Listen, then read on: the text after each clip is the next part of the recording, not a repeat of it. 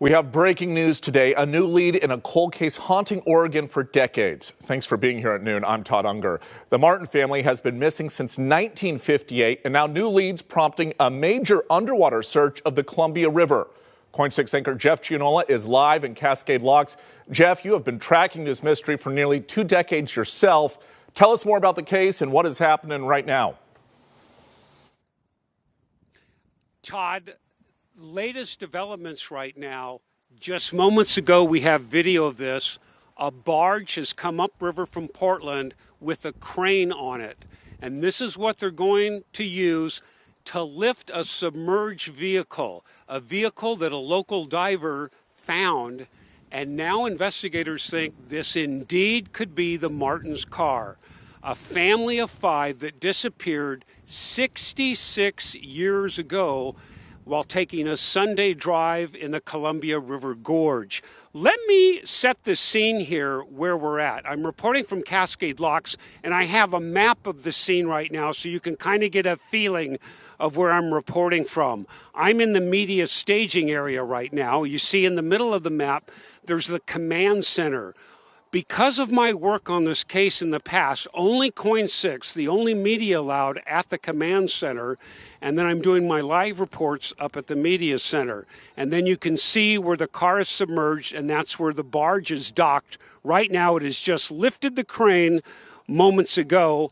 I want to talk a little bit about the Martin family. We have a snapshot from the mid-1950s, about 3 years before the Martin family disappeared.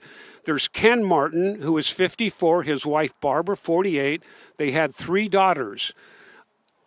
They had Virginia, who was 12 years old, Sue, who was 11 years old, and Barbie, who was 14, just about to turn 15. And then the young gentleman on your left in that photo sitting on the couch, that's older son Don Martin, who was in his 20s.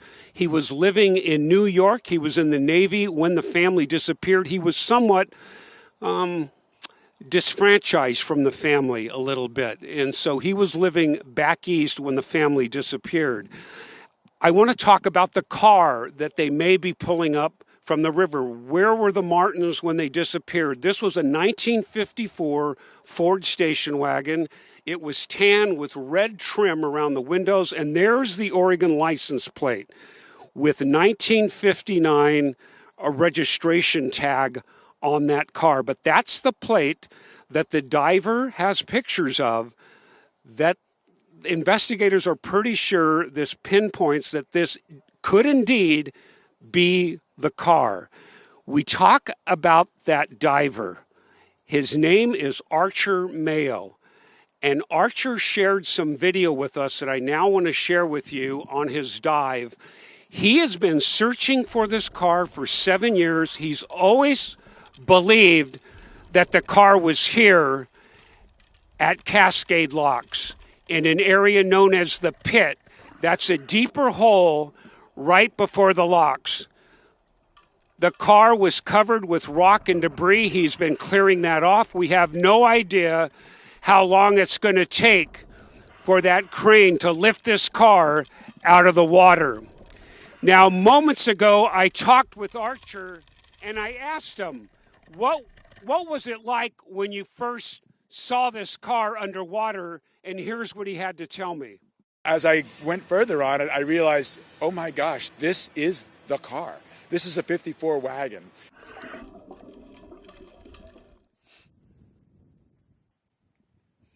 So that's Archer Mayo telling me about what it was like to discover that car, what it was like when he saw that. This has been a 7-year quest for him. Absolutely incredible. He then alerted authorities.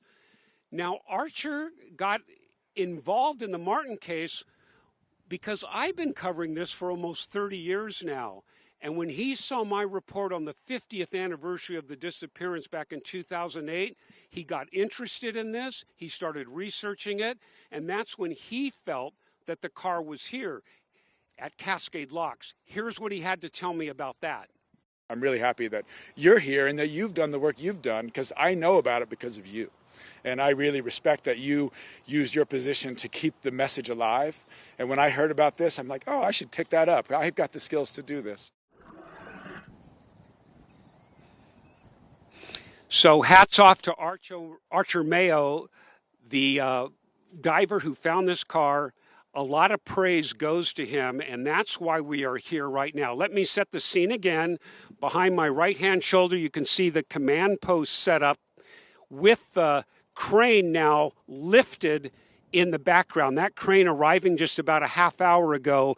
This could be an important clue, a key piece of evidence in solving the Martin family mystery, the family that disappeared in the Columbia River Gorge more than 66 years ago. There's a lot of theories on why they disappeared. The Hood River Sheriff, a few days after they disappeared, saw tire tracks here, which was then a gravel parking lot leading into the water. He felt Ken Martin had accidentally backed into the locks. But there was some other circumstantial evidence that a Multnomah County detective uncovered. He felt this was foul play. Will we ever know? We don't know until we pull up that car to verify it is actually the Martin car, and there's a good possibility there may be some human remains in that car. 5 months after the Martins went missing, fishermen here at the locks saw 2 bodies floating in the locks. 2 days later, they were found downriver, Virginia Martin and Sue Martin. There are 3 Martins still missing. Father, Ken, mother, Barbara, and daughter, Barbie. Are they entombed in that Martin car? So the sheriff investigators are taking a lot of care in bringing this car up. They want to preserve any kind of evidence, and they also want to be very respectful if there are human remains in that car. We heard from the sheriff at the top of the newscast. He also told us they are prepared with special forensic investigators if there are human remains in that car. We don't know. So that's the scene here, Todd. This is a very big news story. Will a 66-year-old Oregon mystery, perhaps one of the biggest mysteries in Oregon's history, at least a puzzle piece of that mystery, be solved with the recovery of this vehicle? And we are sticking with this story all through the afternoon into the evening.